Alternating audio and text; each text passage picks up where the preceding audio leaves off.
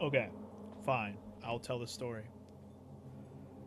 So, this is back when I was about, I think I was 19, maybe still 18. It was like right after, it was the year after I got out of high school. I know it's when I had my first job when I got out of high school. I know that. So anyway, I'm just trying to remember the time frame. So it's like a long time ago now. So I was sitting at home playing games either on my computer or on my Xbox. I don't remember, but I was sitting in my room and I went out of the room because we had a dog, which we actually still had until recently. But anyway, we had a dog. I went out to the living room. I opened the sliding glass door so the dog could go in and out for a little bit. I literally did it maybe it opened about 5 minutes, and then I hear some sound outside, and then I hear somebody screaming for help inside my house. I'm the only one home, mind you. Um, so I come running out of my room like, what the fuck? Who's screaming for help? And then there's this giant Mexican dude that's like, he's over 6 foot for sure. He's like, he's got to be 300 plus. He's a big boy. I mean, I'm not even exaggerating. This dude is huge. So I'm like, what the fuck? What is this guy screaming for help? Like, what the hell? And the neighborhood I lived in, first of all, not the greatest. First, you know, something where somebody walks up in your house, not exactly the most most savory neighborhood. Uh, this music is too appropriate.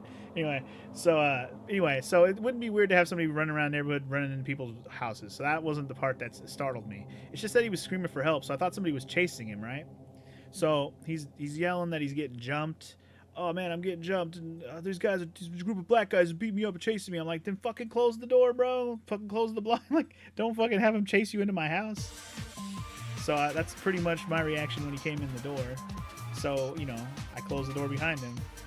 And then as he is sitting there trying to catch his fucking breath, because like I said, he's a big boy. So clearly he was running his ass off. He was out of breath, could barely speak, screaming help is all he could do. He starts telling me about he was getting jumps. And he wanted me to help him, like, get away or whatever. And I'm like, dude, I'm just like, in my head, I'm like, dude, I don't want to say just fuck you, no. This guy's giant. I don't know what the hell he'll do if I try to be like, get the fuck out. I could have done that right away, but I was more concerned that people were behind him, gonna come into my house with weapons and shit to beat his ass and cause all sorts of havoc. So I was like, you know what? Whatever. I'll just sit here and talk to this guy and try to calm him down a little bit. I'm not gonna help him, but I'll at least, I won't escalate. Basically, that's pretty much what I was going for. Just don't escalate this because I don't want to get my ass beat, especially by a guy so huge. So anyway, so I'm sitting there with this guy. He's freaking out. I'm trying to figure out why he's freaking out because nobody's coming after him. Then start hearing police cars outside. I start hearing a helicopter flying around. Yeah. Then I start to get a little suspicious. So, as that is going on, I'm sitting there thinking like, yeah, this guy, I don't know what he did, but they're looking for him for sure.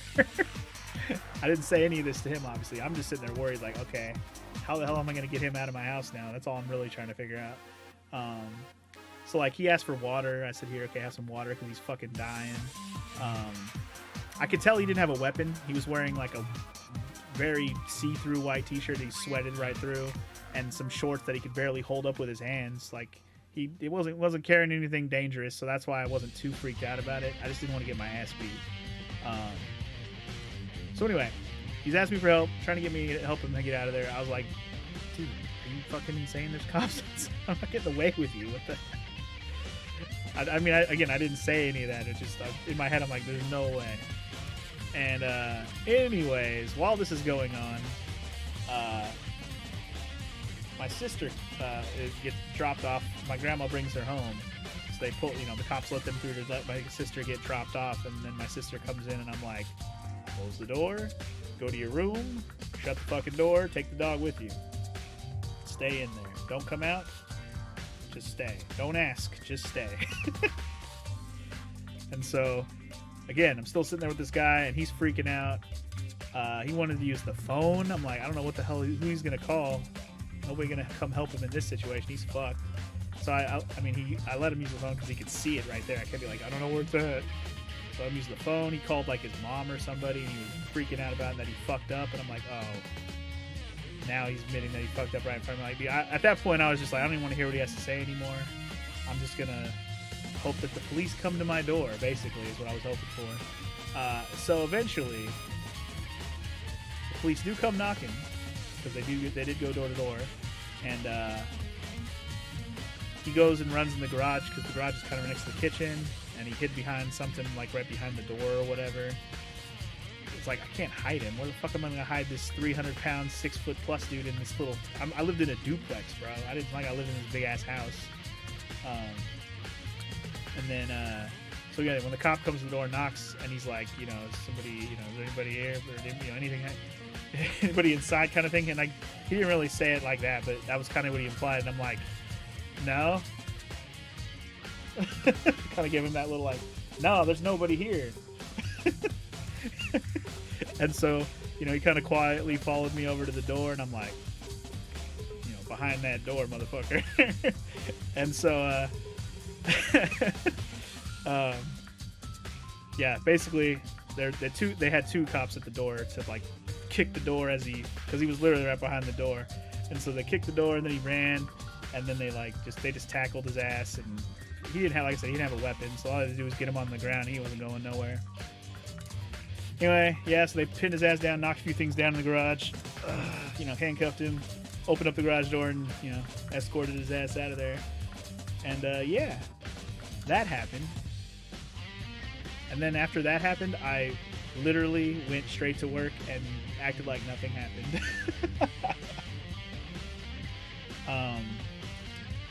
Yeah. But, obviously, you know, I wasn't going to hear the end of that from people wanting to know what the fuck happened, especially since before I got to leave for work, actually, the fucking, the newspaper people came to the door before I left, and they tried to ask me questions. I didn't even open my fucking, metal,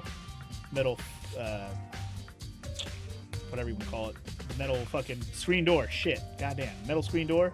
I didn't even want to open it because I was like, nah. They took like a picture of me through the fucking screen door, but that's the only pic they got of me. But yeah, they just wanted to ask me like, what the fuck, and I'm like, he was running, tried to get me to help him.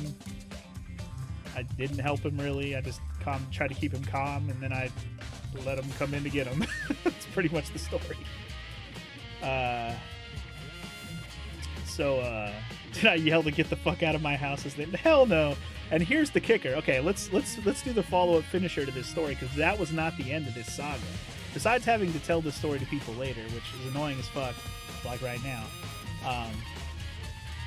there's a follow-up to this. Not only did I have to deal with it in real time, I also got a subpoena to be a witness in court. So I had to go to court, sit in front of the judge, and I don't think the jury was there yet. It was like they didn't get to the actual trial yet, but it was like where the judge was there, they had everything there. But the dude is there, sitting there with his lawyer. I'm right there. Like, he's just staring at me, and I'm like, oh no, why does this guy have to be here while I'm fucking doing this? This is weird. I don't like this. And again, remember, I'm only like 18, 19. I'm like, I'm just thinking like, I don't know what these guy's into. I don't know who else is here. What the fuck do I even say? And so they're just trying to get... So then the questions they're asking me... if the glove don't fit. Nah. The questions they're asking me are basically, like, at least his defender is basically trying to get me to ask if he was acting kind of crazy. Like, you know, like he was not in his right mind. They were kind of trying to lead me in that direction, that he wasn't acting, like, in his right mind. And I'm like... I at first, I didn't really understand that that's what they were doing. And then it took me a second. I'm like, oh, they're just trying to get me to admit that he was being crazy. And I'm like, you know what? Like, after a couple of weird questions where I answered kind of flakily, I was like, no, he was fine. He acted like, you know, he said what he, you know, he was asking me clear, concise things for help. He wasn't being weird. He was just fucking freaking out. I just made sure they made it clear. He was just tired because he was running. He's freaking out because he was in trouble. I mean, once I understand the situation that he was in, I mean, that's, you know, so once the lawyer realized that's all I was going to give her, she finally, you know, dismissed me and I got to go. But man, she tried to get me to say some shit like that. I'm like, nah. I should have just used the Chewbacca defense. That does not make sense. Yeah, so that's my interesting story about that. I should also tell you what he actually did, right? I didn't tell you what he actually did, right? Because what he did is, yeah, exactly. I knew that was going to be the next question. What did he actually do? So in the next town over, it's funny because I know Los has heard this story probably multiple times now, and I don't know if anybody else here has. I don't know if I've told Jordan or anybody. I definitely haven't told fucking Pod over here. Anyway, what he did in the next town over, I think he was with his girlfriend or wife or somebody, his girl, and they were robbing a grocery store for alcohol, and I guess they got caught, and when they were getting, you know, arrested, they somehow overpowered the cop. I don't know if the cop had a partner or not. I don't remember if that part of the story, but they overpowered the cop somehow, not surprising with how big this guy was, and they stole the cop's car. Smart, right? And then from the town where they were at, they drove where I lived, went the wrong way up a ramp on the freeway. I don't know if they crashed into a median or whatever, maybe into another car, I don't know.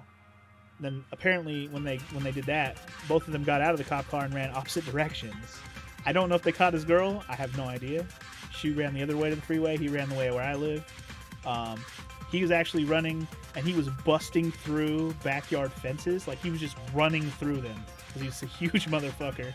Like, I didn't even notice, but he actually ran a hole in our backyard fence.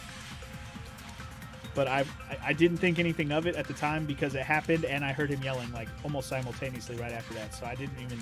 The crash outside wasn't loud enough and startling enough to make me go, oh, he fucking broke our fence. Like, I didn't even see that part until later. But yeah, that's how he got to me. Needless to say, when I got to court, the cops were all like, they were like, this guy, fuck this guy. He needs to go. Because they were pissed at him.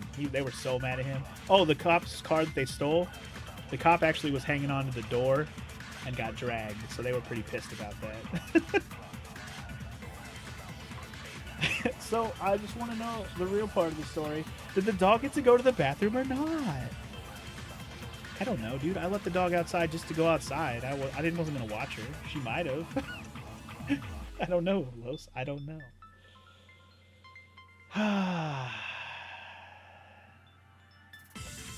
Yep, exactly. Desperate guy, and I didn't even know. But see, somehow my calm demeanor helped, because if I had freaked out and been an asshole and be like, get the fuck out, he might have just like tackled my ass and I might have got knocked the fuck out, or he might have grabbed something and threatened me. Like, I don't know what the fuck he would have ended up doing. So fuck my ass for leaving the back screen door open. Like, it was open maybe about this wide for the fucking Chihuahua to get in and out. It wasn't even open all the way. Like, come on. You can bet your ass I didn't do that again for a while. And yes, Shadi, I saw you ask earlier, I do not live there anymore. That was, again, I haven't lived there since I was 20.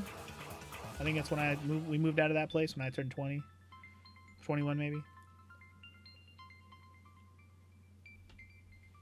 Probably 21.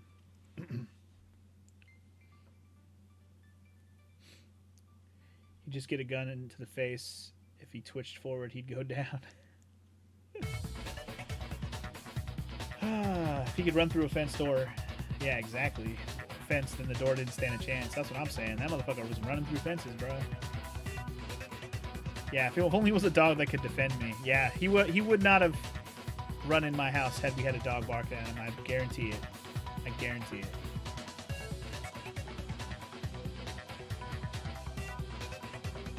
it. Here, if something like that happened, you have to pretty much move. Yeah, I can understand that. I mean, I guess he really wasn't into some gang stuff because I didn't do anything. I just, if anything, I helped him more than anything else. I tried to like calm him down. If anything, I mean, he was already fucked from what he already did. I didn't make it worse. That's for sure. The only thing I could have done to help him more was actually help him get away, and I didn't. I wasn't about to get out. If there was people actually chasing him, like to jump his ass, I wasn't about to be like, yeah, I'll get you out of here. So these fucking dudes trying to beat you up see that I helped you. Fuck that.